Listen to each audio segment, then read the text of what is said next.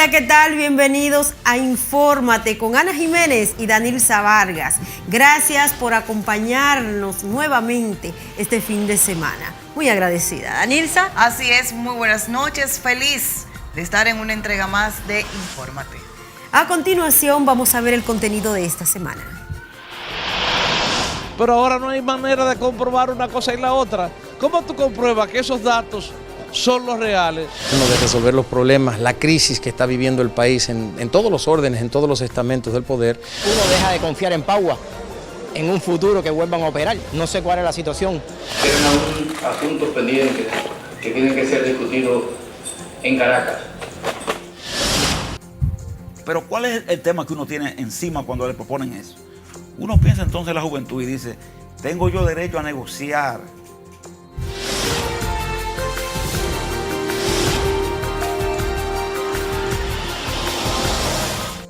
Comenzamos la entrega de esta semana con las encuestas que comenzaron a resurgir en el país. Esta semana se publicaron los resultados de la firma New Link, que señala que el presidente Danilo Medina y el expresidente Leonel Fernández tienen un empate técnico en la intención del voto con miras a las elecciones del 2020. Medina con 32.9% y Fernández con 34.2%. En tanto, según el Centro Económico del Cibao, Luis Abinader encabeza la intención del voto con 45% frente a un 36% de Leonel Fernández. Las reacciones ante estas mediciones no se hicieron esperar. Algunos respaldando, por supuesto, y otros condenando estos resultados. Vamos a ver. La última encuesta que yo creo, no es el de las elecciones, en el último mes, porque ahora las encuestas van en la dirección de poder ser entregada a quien la solicita. Pero ahora no hay manera de comprobar una cosa y la otra. ¿Cómo tú compruebas que esos datos son los reales? Lo que tú digas. A nosotros como PRMistas nos da un buen aliciente, nos reconforta. De todas maneras, tú sabes que las verdaderas encuestas se hacen el día de las elecciones. El pueblo dominicano es muy dado a aparecer en encuestas bajo un esquema y luego el día de las elecciones los resultados son diferentes. Para otros dirigentes es muy temprano para estar debatiendo sobre encuestas y los peledeístas deben concentrarse en gobernar y los opositores en fortalecerse. Aquí vemos que una de las encuestadoras definitivamente que sacó al presidente Danilo ya del juego y enterró al candidato que supuestamente sería del Partido de la Liberación Dominicana, que según la encuesta sería el doctor Leonel Fernández. O sea, a uno lo sacó del juego y a otro lo enterró. Hay un solo ganador ahí. Así mismo es. Bueno, lo que pasa es que tú sabes que estas encuestas que salen ahora es a según quien las mande a hacer, ¿verdad que sí? Claro que sí. Cada quien defiende su posición, por eso es que digo que los verdaderos resultados siempre salen en la última encuesta que se publica días antes de las elecciones, porque ahí no se va a jugar su credibilidad. Tú sabes que muchas personas saben quiénes son los dueños de esas encuestadoras. Claro que sí. A quienes corresponden, por quienes están dirigidas, pero la gran mayoría de la población sencillamente no lo sabe, se lleva de la percepción. Y lo que se busca precisamente con este tipo de encuesta es crear percepción en la población y como tú acabas de decir, pues todavía es muy temprano para usted medir quién podría ser el presidente, quién podría gobernar a República Dominicana en el 2020. Definitivamente, porque ni siquiera a lo interno de los partidos se ha iniciado el proceso de escoger a un candidato todavía. Siguiendo en el ámbito político, el nieto del dictador Rafael Leónidas Trujillo firmó una alianza electoral con el Partido Demócrata Institucional, formando el Frente Nacionalista Opositor, con el propósito de postularse a las próximas elecciones del 2020. Ramfis Domínguez Trujillo aseguró que a partir de la alianza se inicia un nuevo proceso político en el país que tratará de erradicar la corrupción. Vamos a escuchar. La apatía del gobierno de resolver los problemas, la crisis que está viviendo el país en todos los órdenes, en todos los estamentos del poder, vemos la desatención al pueblo. el pueblo relegado a la miseria, a la inopia, a la insalubridad y demás, mientras que los funcionarios de turno se enriquecen ilícitamente, viviendo suntuosamente y ostentando todo lo que tienen en burla del pueblo dominicano. Coincidieron en que el país necesita un nuevo liderazgo y que Domínguez Trujillo puede organizar y fortalecer el poder. Bueno, Un nuevo liderazgo, pero necesitamos un nuevo liderazgo que surja de esta forma y no precisamente vamos a hablar de todo lo que él arrastra desde la dictadura de su abuelo. En esta semana vi un video de una información que hay que darle los créditos. La sacó el economista, el experto en materia de economía, Alejandro Fernández. Y él decía, traía a colación un desfalco de $5 millones que se hizo al Banco Nacional de la Vivienda hace unos años. ¿Por qué él traía a colación esto? Porque eso se hizo para un proceso de un proyecto de viviendas. ¿Y por qué él decía eso? Bueno, porque en las redes sociales de Ramfis Trujillo dice ser accionista mayoritario de una empresa que precisamente era la que estaba a cargo de ese proyecto que se iba a ejecutar y que nunca se llegó a ejecutar porque el dinero desapareció. Se lo tomaron, o sea, no se sabe cuál es el proceso que terminó con eso.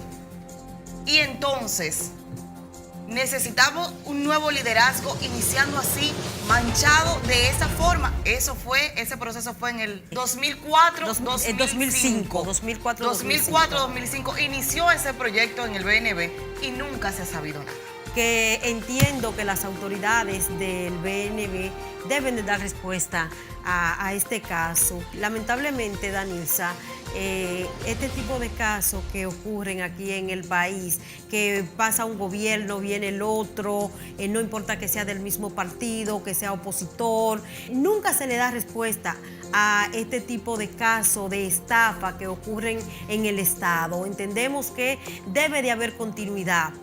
Esos son recursos que son del pueblo, del Estado, no es suyo. Entonces entendemos que son casos que el pueblo, como se está jugando con el dinero del pueblo, se le debe de dar respuesta. El pueblo tiene derecho a exigir que se dé respuesta a este tipo de estafa que ocurren en el país, que no solamente estas, son muchas.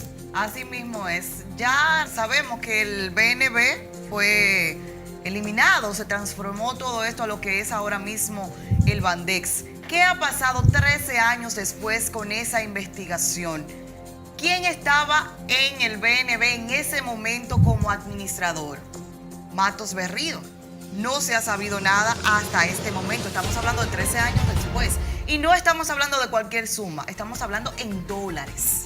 Pero además de eso, Danilza, no solamente las autoridades del BNB, las que estaban en ese momento y las que luego pasaron por la institución que debieron de darle continuidad, sino también las autoridades de República Dominicana, las autoridades de aquí, de nuestro país, porque se supone que esto se hizo una investigación y se supone que fue llevado a la justicia.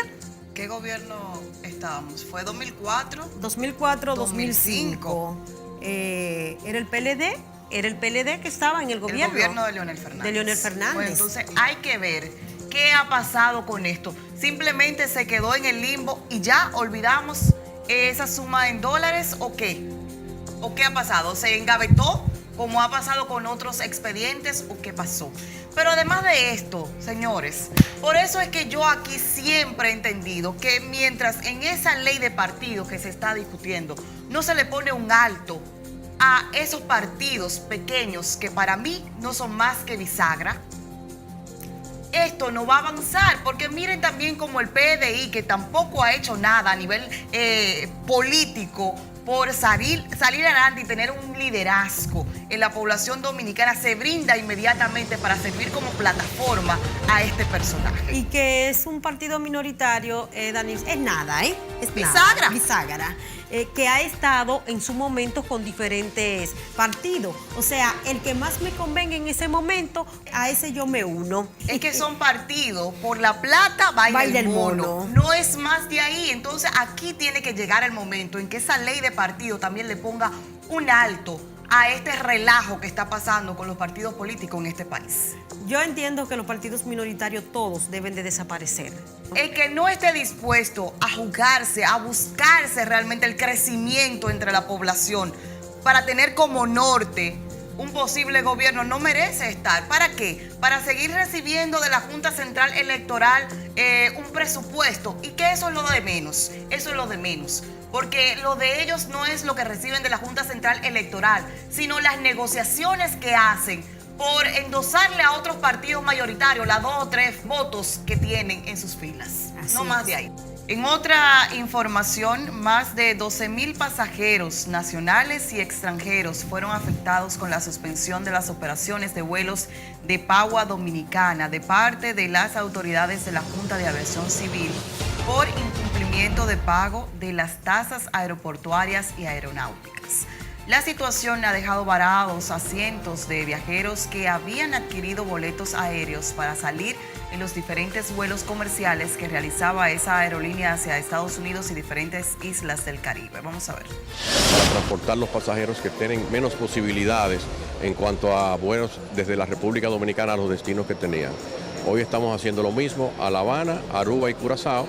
Estamos en la diligencia en este momento de localizar unos aviones para ver si podemos colocar otros vuelos charter. Uno deja de confiar en Pagua en un futuro que vuelvan a operar. No sé cuál es la situación, no sé cuál es la respuesta que nos harán. Como yo, hay muchos cubanos que estamos en este momento igual. Estamos a la espera de ver cuál es la respuesta que nos van a dar. No sabemos. Todos estamos en este momento, de momento estamos todos parados. Eso mío, tengo que viajar hoy. Por emergencia tengo que viajar hoy, de verdad que sí. Tengo que viajar hoy por emergencia. Es una emergencia bien grande que yo tengo. Tengo un producto que está parado allá por motivo de que el curry no me pudo entregar mi producto. Yo compré un ticket para ir a Miami a buscar el producto. La deuda contraída por la aerolínea con el Instituto Dominicano de Aviación Civil y la empresa Aerodón asciende a $2.800.000 por los servicios brindados, lo que habría provocado el detonante para la suspensión de sus operaciones. Yo lo que me pregunto es qué tiempo tenía Pagua que no estaba pagando ese arancel y por qué esperaron tanto para paralizar sus operaciones. Lo primero es que entiendo que procedían a lo mejor otras medidas que paulatinamente obligara a la aerolínea a ponerse al día con el pago de los impuestos y no tomar repentinamente esta opción porque no se pensó en la cantidad de pasajeros, miles de pasajeros que todavía este domingo están varados en el Aeropuerto Internacional Las Américas sin saber qué va a pasar con ellos, perdiendo muchos trabajos, muchos niños, escuela, docencia. O sea, es una situación totalmente inhumana para esa gente que están hoy y no saben qué va a pasar. Así es. Mira, pasamos al tema de Venezuela. Esta semana continuó el diálogo entre ya el gobierno y la oposición de esta nación, arribando a un preacuerdo que prometieron analizar cada una de las partes. Graciela Acevedo nos dice más. Adelante, Graciela. Estoy indignada, indignada. Que este pueblo no termine de darse cuenta que la única manera es que unidos podemos salir de esta aberración que se ha llevado tanta vida útil. Crisis política, pobreza, violencia y escasez definen la situación que vive la patria del libertador Simón Bolívar. Pero tras concluir la quinta y más reciente reunión entre el gobierno y la oposición venezolana, que tiene como mediadores al presidente Danilo Medina y el español José Luis Rodríguez Zapatero, trascendió la firma de un preacuerdo luego de intensas horas de debates. Mesa de diálogo que nos ha permitido aterrizar el día de hoy en un preacuerdo entre las partes que permitió firmar un acta. Afirmación que de inmediato desmontó la oposición encabezada por Julio Borges. No hay acuerdo hasta que todo esté acordado. Y por eso, el día de hoy, no hay un acuerdo que podamos mostrar, porque a pesar de que hay avances en algunos de los temas, no todos los temas han podido ser cerrados. Pero más tarde, y en suelo venezolano, el presidente Nicolás Maduro habló sobre el tema. Tenemos preacuerdos ya firmados en acta privada con la oposición y yo aspiro profundamente y pido a Dios que nos dé sus bendiciones para que en 72 horas podamos estar celebrando en Venezuela un acuerdo de paz, de armonía, de convivencia entre la derecha y las grandes mayorías. Desde septiembre del 2017, cuando se inició la primera ronda del diálogo en el país, sede de las negociaciones, son muchas las jornadas que se han agotado, pero sin resultados definitivos.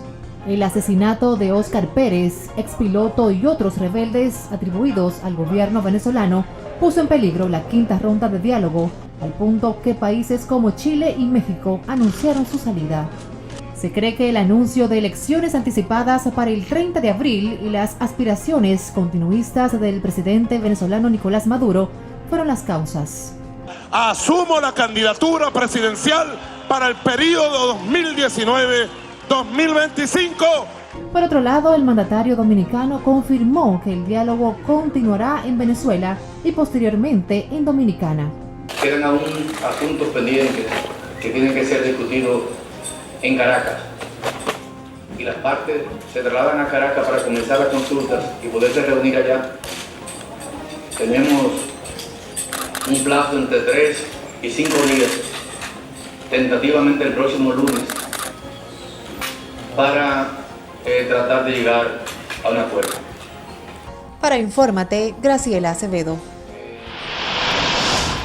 Muchísimas gracias a Graciela. Bueno, finalizó por ahora con una quinta ronda de diálogo este proceso que entra como una especie de receso, porque cada una de las partes, dígase el gobierno, los representantes del gobierno y los representantes de la oposición, se llevaron a analizar este preacuerdo, que la verdad no sé qué va a pasar, porque dígame usted, ¿qué gobierno totalmente antidemocrático y prácticamente dictatorial arriba un acuerdo y lo cumple? Porque esas son las características que rodean el gobierno de Nicolás Maduro. Lamentablemente es así. Bueno, hay que destacar que los países hermanos que trataron de que se diera este diálogo, tratando, vaya la redundancia, de resolver el problema que tiene Venezuela en estos momentos, pues ellos hicieron su parte. Claro. Lamentar la situación por la que está atravesando ese país hermano y todo lo que están pasando esos ciudadanos que han tenido que salir de su país y que guardaban una esperanza en ese diálogo. Hay que reconocer los esfuerzos del presidente Danilo Medina, quien es que encabeza este diálogo, porque a pesar de que ya representantes de otros gobiernos se han retirado de manera definitiva, como es el caso de México con sus embajadores y de Chile, por ejemplo, el presidente ha dicho no, aquí no hay otro camino que el diálogo y nosotros vamos a seguir hasta que se pueda alcanzar algún tipo de solución. Y de Venezuela, del tema venezolano, vamos a pasar a la frontera del país, donde las constantes falsificaciones que ciudadanos haitianos hacen de los carnets del plan de regularización, los sindicatos del transporte del noroeste han decidido no transportar a estos nacionales para evitar que sus unidades sean retenidas por el ejército tras realizar operativos de revisión. Nuestro compañero Ricardo Robles nos cuenta más. El transporte de pasajeros, específicamente nacionales haitianos, que tienen el documento del plan de regularización y también los stickers en los pasaportes que tienen muchos de ellos, se vio afectado durante esta semana, ya que los transportistas del Expreso Liniero y otros sindicatos que operan aquí en la zona de la frontera decidieron paralizar sus unidades, ya que según ellos tienen retenidos más de 10 autobuses en la comandancia número 4, o sea, la 4ª brigada, debido a que cuando montan a estos nacionales haitianos con estos documentos, muchos de estos documentos resultan ser falsificados. Entonces ellos no tienen el control de esta situación. Y migración lo chequean aquí, lo chequean en todos los chequeos. Y llega un momento que después que han pasado por 7 y 8 chequeos, viene un chequeo de Santoja y dice que ese carnet no es haitiano o que ese carnet es falso. Después de una reunión que se llevó a cabo aquí en la gobernación provincial, se decidió volver a transportarlo, pero cuando los documentos son debidamente requisados por la Dirección General de Migración, con los escáneres que tiene dicha institución para determinar si el documento es falso o no. Hemos llegado a un acuerdo razonable. Entonces, nuestras unidades, cuando salgan cierta cantidad de pasajeros en un autobús, migración va a hacer su rol, va a tener su escáner y conjuntamente con su escáner va a anotar la cantidad de personas con sus nombres que va en dicho autobús. Nosotros como transportistas nos comprometamos a trabajar que los haitianos que estén legales, cargarlo, es ilegal. El candidato que esté ilegal, está ilegal y no se puede cargar. Nos comprometemos con seguir cumpliendo fielmente la intención del alto mando, que es que cada persona que vaya en uno de esos autobuses vaya correctamente legal, que vaya de forma regular. Alrededor de unos 180.000 nacionales haitianos con este documento se desplazan aquí en la zona fronteriza y entran y salen del país cuando lo juzgan conveniente. Los chequeos haciendo abuso con los haitianos, que está legal. Si está ilegal, está bien, pero si ilegal, no había por qué motivo que ellos agarrando la guagua y quitando el documento de los haitianos.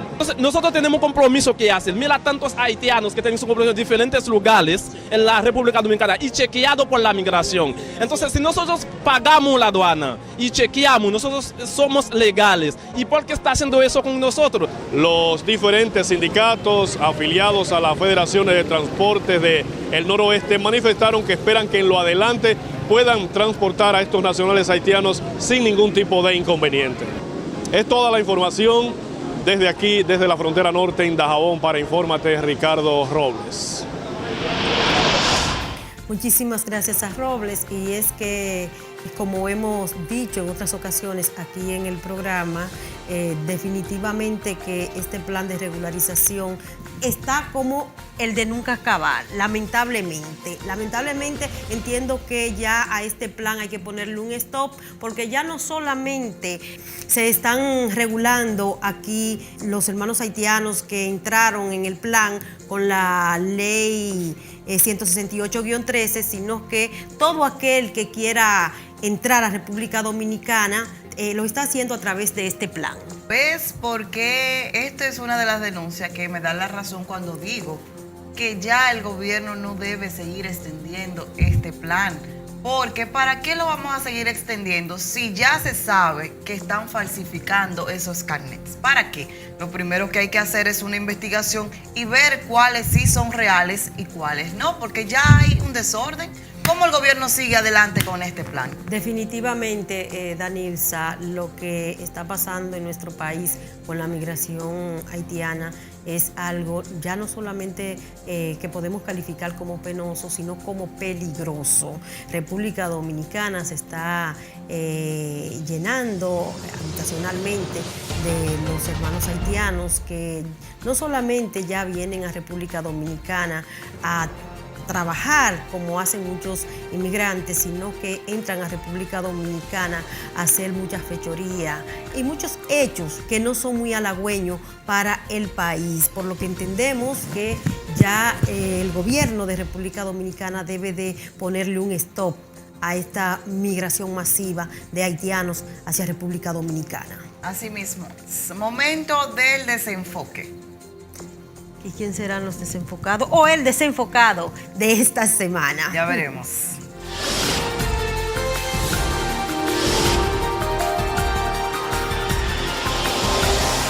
Y el desenfocado de esta semana es el legendario pelotero Luis Polonia. A continuación, veremos por qué.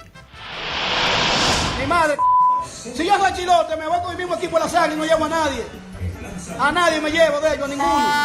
Se vayan todos a la misma Eso es lo que son todos ellos también. Nosotros nos cansamos de ir con el Liceo y ganar campeones. Ya estos mojones, cada vez que los jalan para jugar con uno, se creen que son la gran mierda. Yo me fuera con el mismo equipo de las Águilas y lo mando a tu... Y publíquenlo, que eso es lo que tienen que publicar. Eso sí lo dije yo ahora. Oh, no. Que son todos. Ni uno de ellos me llevara. Me fuera con el equipo de las Águilas. Totalmente desenfocado Luis Polonia en su comentario. No es por su posición, sino por la forma en que lo hizo. No hay que hacer una crítica detractando a un equipo, sobre todo con todas las malas palabras que él ahí dijo por las redes sociales. Usted es un pelotero, en su momento usted fue bastante reconocido, todavía tiene muchos seguidores, no hay necesidad de hacer eso, entiendo yo. Así es. Vamos a una pausa, al regreso todavía más en Infórmate. Tu juventud queda ahí, te queda ahí, en esa empresa, ¿verdad? Y a veces parecen hasta dueños de la empresa porque la defienden tanto y asumen tantas cosas que parecen dueños. Solo contigo yo construyo la paz compartiendo alegría, porque la cultura de paz requiere convivencia pacífica entre las personas y el rechazo colectivo a la violencia. Se trata de asumir actitudes, comportamientos y estilo de vida que favorezcan la construcción de paz. ¿Y tú? ¿Cuál es tu buena práctica para construir la paz?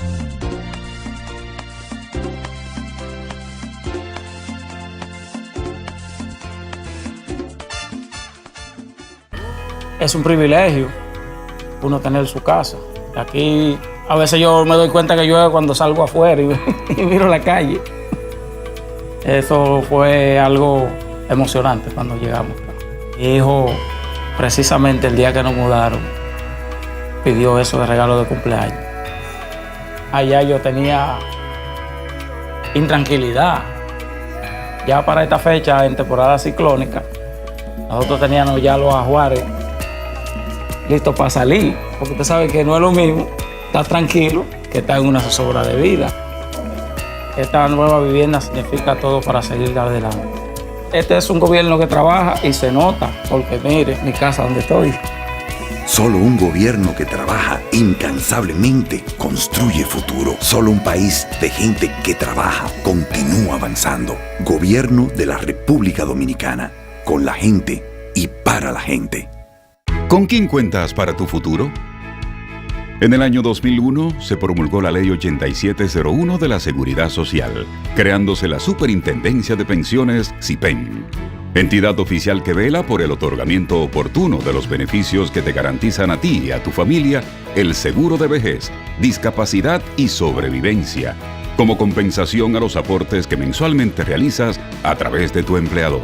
La SIPEN regula y supervisa a las administradoras de fondos de pensiones y a otros planes de pensiones para que te otorguen los mejores beneficios que por ley mereces. Existen 4 tipos de beneficios en el régimen contributivo. La SIPEN protege tus derechos como afiliado, garantizando la solvencia y eficiencia del sistema, manteniendo la transparencia del mercado. Conoce más en nuestra web, donde podrás tener acceso a las aplicaciones, consultas a tu AFP, calcula tu pensión y el estado de tu cuenta. Entonces, ¿con quién cuentas para tu futuro? Cuentas con toda una estructura que cada día trabaja por ti.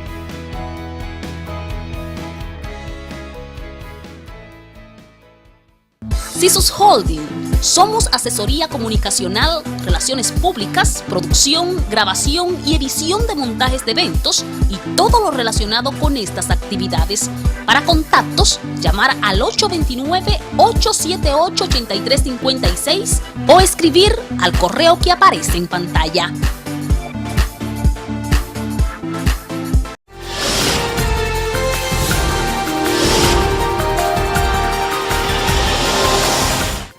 Gracias por continuar con nosotros en Infórmate. Y en nuestra entrevista central, señores, de este fin de semana, nuestro querido amigo se encuentra con nosotros, don Pepe Abreu, una persona que nosotros queremos mucho, un gran luchador de los trabajadores dominicanos. Don Pepe. Bienvenido. ¿Cómo está, Ana? ¿Cómo está, Danise? Encantado de estar con ustedes. Nosotros ya mucho que no nos visitaba, don Pepe. Y lo importante es que ahora esta visita es muy oportuna. Estamos en un momento candente, a veces de mucha confusión. Hay tantas informaciones cruzadas muchas veces, ¿verdad? Vía las redes, que la gente termina diciendo, ya pasó esto, ya pasó aquello. Y habla de cosas que en realidad no han sucedido, ¿verdad? Que están en discusión. Pero son tantas las tergiversaciones y las desinformaciones que la gente se confunde mucho. ¿Entiendes? Así mismo es, don Pepe. Precisamente es oportuno que usted nos acompañe porque el pasado jueves se reactivó nuevamente el diálogo por lo que es la modificación del Código Laboral. Se reunieron, no se tienen muchas informaciones. ¿Realmente qué sucedió en ese encuentro? Muy oportuno expresarlo, porque es sintiendo uno la presión de la desinformación. Ahí se ha dicho que ya se dio un acuerdo en el código, que ya se transó la cesantía. Todo se ha dicho, Ana y Danilza. Y uno dice, pero ven acá, ¿de dónde salen estas informaciones? Y no son más que inventos muchas veces. Mira, en esa discusión que nosotros tuvimos el jueves a las 3 de la tarde con los empresarios, no fue más que retomar todo aquello que se había suspendido. Recuerdan ustedes, ¿verdad? Claro. Cuando se produjo la ruptura en INTE. ¿Se recuerdan, verdad? Sí. Produjo una ruptura en INTE, año 2015, todo se congela y se retoma ahora. A solicitud de los empresarios que le piden al gobierno, que quieren que se reanude ese diálogo. Y entonces, partiendo de eso, el ministro de Trabajo hace la convocatoria. Nosotros acudimos y llegamos a un acuerdo con los empresarios en el siguiente sentido.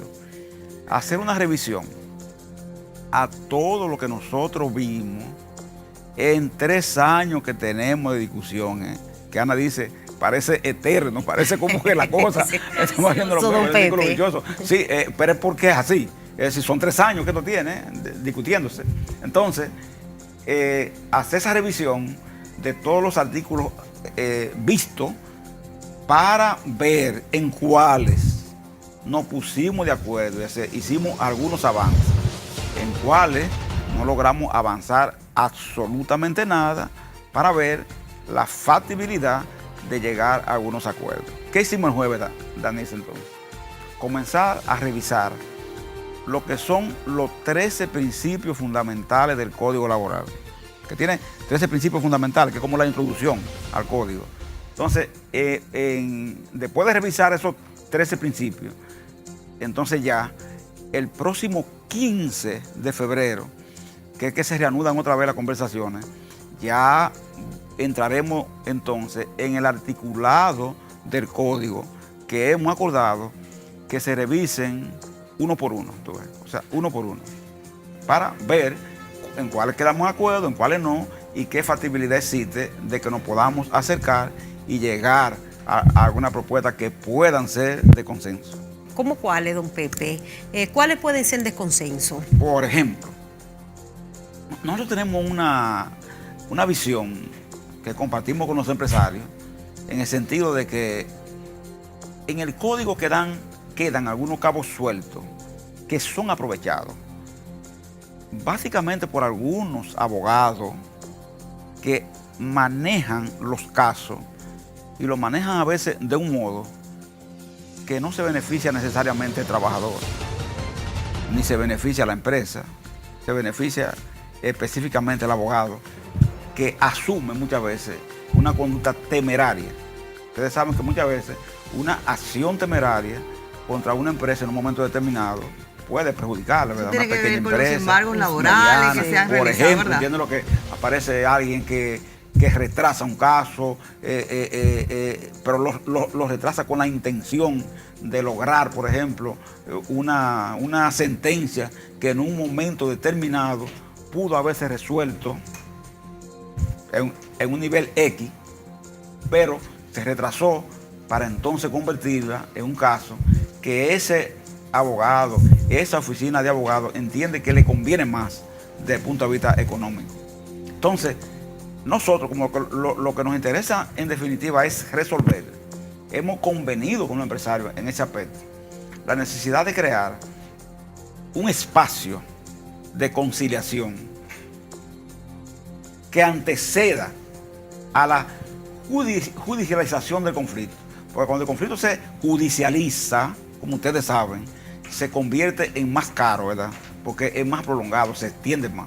Entonces, nosotros hemos planteado, y los empresarios están de acuerdo, en que creemos espacios de conciliación que permitan que conciliadores profesionales, preparados, etcétera, etcétera, puedan acercar a la parte a buscar mutuos acuerdos que permitan una salida. Si alguien por cabeza dura o porque es demasiado ambicioso, quiere quedarse con los de trabajadores, etcétera, etcétera, no quiere acceder y el conflicto debe seguir el curso normal, que lo siga, pero que se dé la oportunidad de poder arribar a acuerdos entre las partes menos costosos. Entonces, eso es de los aspectos que hemos conciliado. El doctor Rafael Albuquerque, que es uno de nuestros asesores en esa discusión, fue asesores de ustedes, de los trabajadores. Asesores de los trabajadores. De la parte de los trabajadores, ¿verdad? Usted conoce al doctor Albuquerque. Claro que conoce, sí, claro que sí. De la República. Claro. Bueno, él es uno de los más grandes juristas, ¿verdad? De este país en materia laboral y de América Latina, no del país. Entonces, él fue encargado, inclusive por las partes, si los empresarios estuvieran de acuerdo, de redactar esa propuesta, ¿verdad?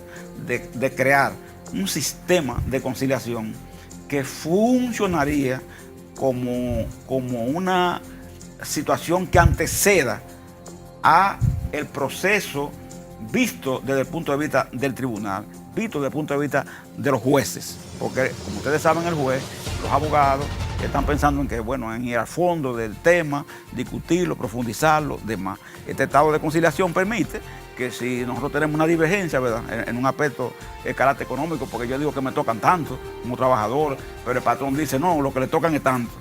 Vamos a ver si es verdad, vamos a comprobarlo. Mira, lo que toca es tanto.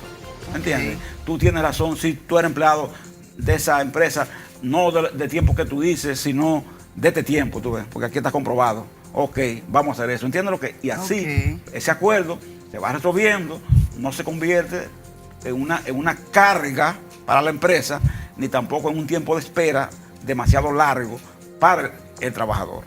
Entonces, ese es un aspecto que nosotros consideramos que sencillamente si los empresarios están de acuerdo y buscan de verdad resolver ese problema, como hablábamos, Danilo y Sayana, del tema de los embargos temerarios y de la sentencia inapropiada, es una forma de con eso resolverlo. Recientemente vimos, por ejemplo, el caso de la Mercería Dumé, que fue algo parecido también, un intento de embargo por un proceso laboral también que tiene esa empresa. Pepe, pero a propósito de todo, en la reunión del pasado jueves, el empresariado presentó persistencia de su posición de que se elimine la cesantía nuevamente. ¿O no se tocó el tema? El tema no se tocó, pero los empresarios nunca han desistido de eso. Porque ellos tienen una visión que esta yo la quiero explicar para que la gente la entienda de una vez por todas. Aprovechar el espacio de ustedes y la cercanía que hemos tenido siempre, ¿verdad?, para poder explicar esto. Mira, en primer lugar, los empresarios tienen un concepto.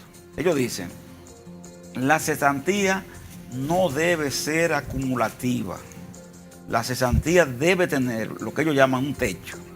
Cuando ellos le llaman un techo, ellos quieren decir que la cesantía, por ejemplo, rija por un periodo de 3 años.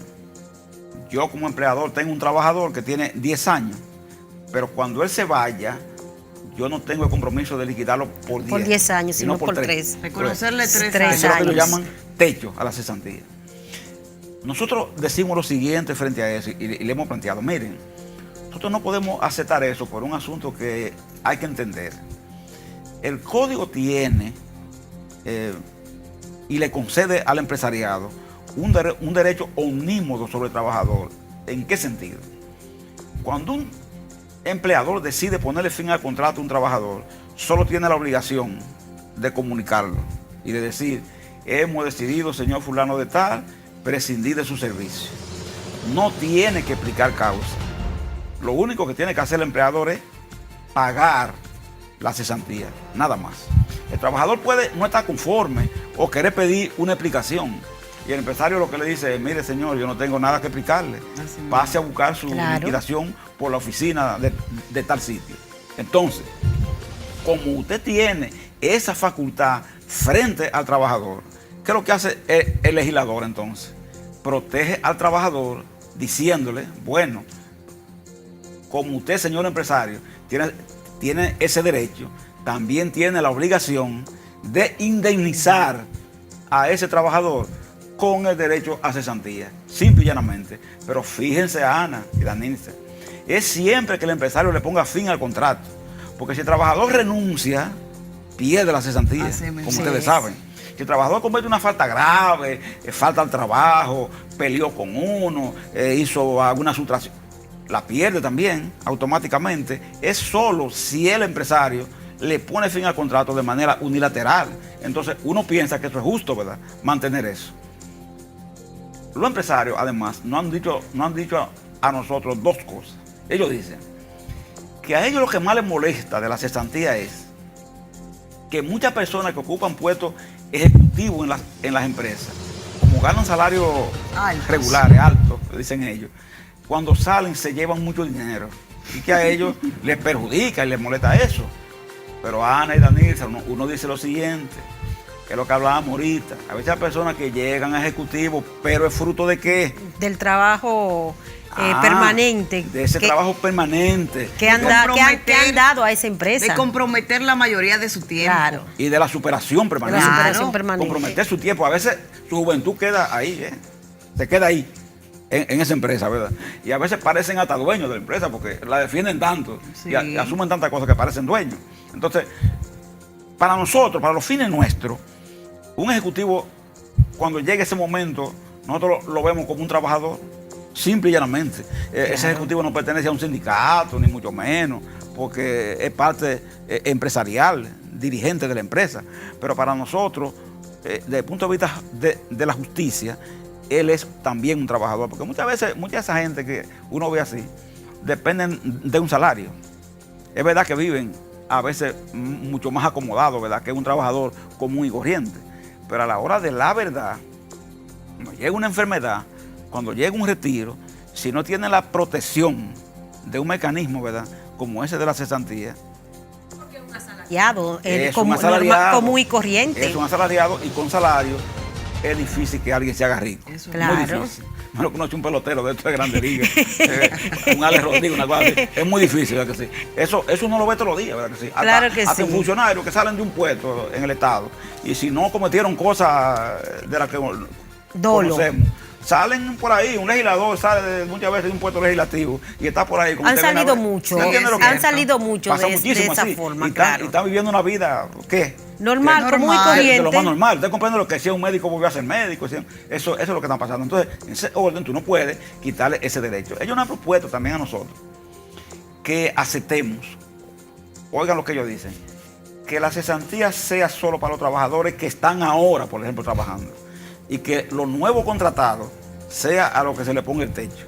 Es decir, ellos están diciendo a la juventud, a los nuevos, a los nuevos. Que los que están ahora, bueno, hasta aquí usted llegó, usted tiene la cesantía. Ahora, el que se contrate nuevo a partir de la reforma que se haría, ese se le ponga el techo. Entonces, ellos dicen que con eso están respetando los derechos adquiridos. Pero, ¿cuál es el tema que uno tiene encima cuando le proponen eso? Uno piensa entonces en la juventud y dice, tengo yo derecho a negociar en perjuicio, o sea, hacia la baja. De esa juventud. Contra esa juventud que no ha llegado todavía a esos puestos. Eso es verdad. Entonces uno piensa, ¿verdad? Danilza, y dice, y Ana vino dice, esa juventud que cuando llegue a los puestos, que ella negocie ella, si quiere. Claro, que sí? Claro. Que la Ángel, que son los jóvenes empresarios, que siempre se están renovando ahí, y pues usted sabe que ellos tienen su entrenamiento, ¿verdad? Tienen Ángel para eso, para entrenar a su gente, Asociación de Jóvenes Empresarios. Bueno, negocien entonces con esos jóvenes cuando lleguen. Y ya. Claro. Y si ellos están de acuerdo en trabajar sin cesantía, ¿verdad? en trabajar con un modo contractual que no lo protege en ese orden, bueno, que sean ellos quienes parten eso, pero no que nosotros, la generación que está al frente ahora de los sindicatos, partemos hacia la baja en un asunto de ese tipo. Porque si fuera hacia el alza, muy bien, ¿entiendes? Porque hay que entenderlo. ¿Cuál era el código que regía antes de este código? Era el código Trujillo. Sí. Ese código duró 41 años, el Trujillo. Ana y Danisa, cuando el código Trujillo se puso en vigencia, fue por una lucha de Mauricio Báez. Y para ese tiempo, 1951, ese código era bueno, ¿entiendes lo que es? Ese código para los trabajadores era bueno. Sí, porque todo se va renovando, sí, don Pepe. Nada se queda estático. No había código, ¿verdad? Era algo nuevo. Claro. ¿Entiendes? Después, este actual se pone en vigencia en el 92. Supera el Trujillo, ¿me entiendes? Pero como dice, es una renovación a favor. ¿Me entiende? Con ligeras modificaciones, Claro. que no fue todo que se le varió en el 92. Usted entiende lo que se le variaron cosas importantes, que yo qué, pero no todo. Ahora, es una superación del anterior.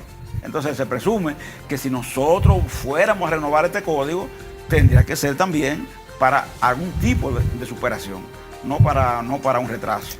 Entonces eso estanca, por supuesto, cualquier negociación. Pepe, usted acaba de mencionar los jóvenes. El tema de los jóvenes. Se tocó ahí la propuesta que supuestamente tienen ellos, los empresarios, de darle empleo a los jóvenes por 3 meses. Se tocó ahí. ¿Sabe, Ana, que eso está muy pendiente? Porque recientemente un gran empresario hizo una propuesta de ese tipo también, la hizo pública, ¿verdad? Sí. Y eso trajo un cierto boom por la persona que lo dijo. En la discusión, entonces, hay un punto en el que los empresarios plantean eso que se llama terminación del contrato sin responsabilidad. Cuando ellos hablan de terminar el contrato sin responsabilidad, ellos plantean que en lugar de ser como ahora, ¿verdad?, en el código actual, que cuando una persona tiene 3 meses en un empleo, recibe una indemnización de la cesantía, ellos plantean extender esto hasta el plazo de 1 año. Es decir, que el contrato pueda terminar sin responsabilidad, al año. Al año. Y lo que uno dice, Daniel Sayana, es pensando cómo es la gente en este mundo. Pero lo quieren todo, don Pepe. Hermana, ¿Y entonces? Hermana, pero si nosotros hiciéramos eso, ¿qué podría pasar? Tú sabes que con 1 año trabajando de una gente, tú lo cambias por otro, y por otro, lo cambias por aquel, lo cambias por aquel. 1 año es 1 año, ¿cómo se llama? Claro. Y tú a veces no lo sientes cuando eres muy joven, no lo sientes. A veces hay gente que... Cuando está la gente como Daniel Sayana, no lo siente mucho. Cuando está como yo, Ese estuvo bueno. Don Pepe, como que usted se equivocó ahí, como que es así, mire. Acuérdate, son 2 muchachas, sí, 2 muchachas, ¿verdad? Pero cuando está como yo, 1 año le pesa, tú ves, porque 1 año puede ser la diferencia para tener o no una pensión en un momento determinado, ¿verdad? Claro. Entonces, uno dice, mira, nosotros queremos a la juventud que tenga derecho a puestos, pero este no es el modo, ¿me entiendes? El modo no es ese, porque ese modo lo enseña a ellos entonces a tener poco aprecio por el trabajo, en definitiva. Porque a veces, hay que entender esto también, Ana y Daniel. Los empresarios a veces, en su actitud también, no entienden que ellos apuntalan contra sus propios intereses. ¿Por qué? Porque un trabajador, mientras menos comprometido está con la empresa, piensa uno, que menos dedicación, defensa, entrega va a tener, tú ves. Claro. Mucha gente inclusive en las empresas dice, miran que yo aquí no gano mucho, pero como tengo derecho a cuando me vaya, tener esta compensación, tú entiendes, con todo eso yo me mantengo, cumplo mi responsabilidad, porque está atado a que sabe que tiene determinada compensación el día que lo cancelan. Y demás. Pepe, ya para finalizar, el próximo encuentro será el 15 de febrero, ¿verdad? En la misma sede del Ministerio de Trabajo. Así es, en el mismo sede del Ministerio de Trabajo. Esperamos ahí seguir avanzando en los temas que puedan ser, como yo le decía ahorita, cercanos a las partes. No es verdad que somos intransigentes, para que lo aclaremos. El código tiene 738 artículos. Estamos dispuestos a hablar sobre 734. Hay solo 4 artículos en los que tenemos problemas. Solo 4. Solo 4. Solo 4. ¿Existe la posibilidad, don Pepe, de que no ocurra lo mismo que pasó hace 3 años? En el 2015. A eso mismo iba a preguntar, si ahora se podría llegar a un acuerdo o usted entiende que este diálogo va a seguir el mismo camino del 2015. ¿Cómo usted ve los ánimos? Uno piensa, ¿verdad? Que si se utiliza la inteligencia, ¿verdad? De los empresarios que no son, que por supuesto brutos no son, eso es lo que menos ellos son. Y que si lo llamaron después de 3 años porque le interesa. Claro, exactamente. Y ellos entienden que esos 4 artículos no necesariamente que no se modifiquen, no implica que no se le hagan al código reforma, que vayan en ayuda de la empresa, así como del trabajador. Yo pienso que podemos salir con un diálogo mucho mejor parado que la rotura que se dio en el 2015. Yo creo que sí, que se puede hacer. Yo tengo fe en que esta vez el conjunto empresarial que está presente va a entender esa parte. Pero que estén seguros que la cesantía no es negociable. Pero cesantía, y yo se lo digo, se lo repito siempre, ¿verdad? Para que no se diga que hay equivocación, que no. Es que eso está claro desde que comenzamos y el discurso es coherente y sigue siendo así. Bueno, y esto se llama diálogo tripartito. Si una de las partes no está de acuerdo, lamentablemente no hay. Recordar que el presidente de la República dijo al ministro de Trabajo: solo yo mandaré al Congreso lo que las 3 partes acuerden. Claro. Si una parte objeta algo, yo no lo mando al Congreso. Eso es verdad. Eso es verdad. Gracias, Pepe, por acompañarnos una vez más. Siempre. Vamos a una pausa. Al regreso hay más en Infórmate. Tenemos sobredosis. La está haciendo Romeo y Ozuna, y yo la hice con Mark B. Está caminando muy bien.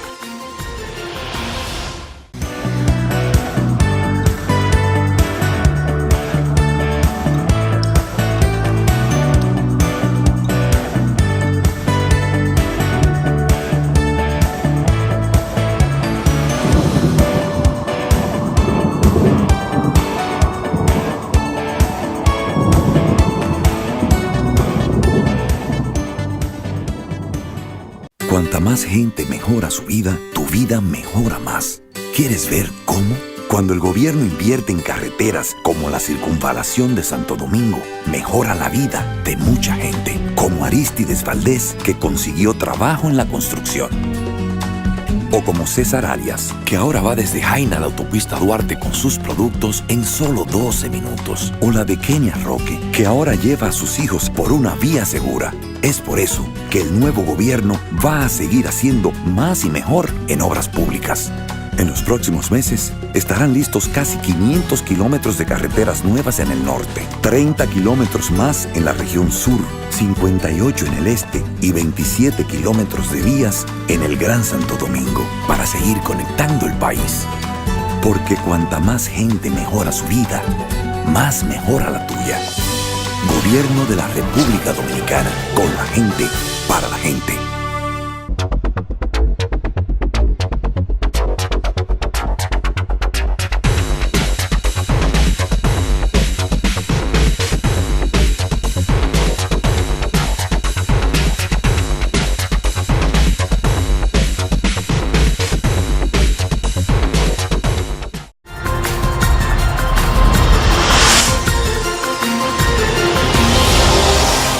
Gracias por continuar con nosotros en Infórmate. Y ya en la parte final vamos a continuación a ver otras informaciones que fueron noticias este fin de semana traídas de la mano de nuestro compañero Israel Figueroa. Comenzamos con el secretario general del Partido de la Liberación Dominicana, Reinaldo Pared Pérez, quien cuestionó recientes pronunciamientos de dirigentes de esa organización sobre la alegada irregularidad en las reuniones del comité político y sus planteamientos reclamando renovación de la dirigencia, manifestando que en nada contribuyen los mismos al fortalecimiento del partido. Pared Pérez respondió preguntas de periodistas que asistieron al primero de varios operativos odontológicos que realiza 2 veces al año la Oficina Senatorial del Distrito Nacional. La organización Iniciativa Pro RD reconoció a un grupo de jóvenes por su destacada labor en diferentes renglones de la sociedad, al celebrarse la 8ª versión del reconocimiento al mérito juvenil. La organización otorgó como premio principal el galardón Joven del Año a Rafael Paz, director ejecutivo del Consejo Nacional de Competitividad. También entregó, dentro del marco de la actividad, el reconocimiento al mérito ciudadano, el cual consiste en valorar los aportes de personalidades del ámbito empresarial, social, profesional y político.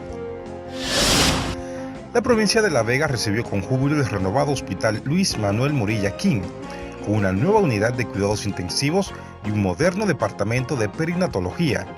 El hospital del tercer nivel de atención cuenta con una estructura renovada y con equipos de última tecnología que permitirán ofrecer un servicio a la altura que la población merece. El departamento aeroportuario, que dirige Marino Collante, obtuvo en el mes de diciembre un 100% en la evaluación que cada mes realiza la Dirección General de Ética e Integridad Gubernamental, los niveles de transparencia en la administración pública. Con esta información, finalizamos nuestro resumen semanal. Israel Figueroa, infórmate. Gracias a Israel, que se pasa el fin de semana dando vuelta, ¿eh? Es el hombre que más vuelta da. Ahora vamos a pasar con nuestra compañera Darlenis Santos, quien conversó en esta pasada semana con el merenguero Eddie Herrera, mejor conocido como el galán del merengue, quien el año pasado dominó la radio con la canción Para Toda la Vida, convirtiéndose en todo un éxito y tomado en cuenta por Acroarte para los premios soberanos como merengue del año. Vamos a ver.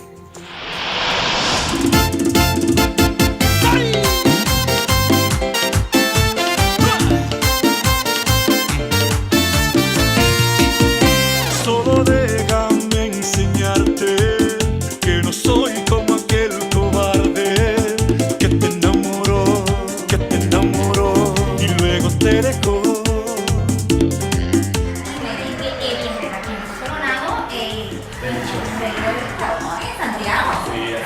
Coronado en reelección en el Carnaval 2018 en Santiago. Es un gustazo para mí, un placer. Claro que sí, merengue del año, orquesta del año, mis nominaciones para los premios soberanos 2018. Y ya subí marzo, vamos a ver, voten por mí, empujen por mí, empujen por mí. Así es, con un merengue que se mueve en un tiempo para toda la vida. Para toda la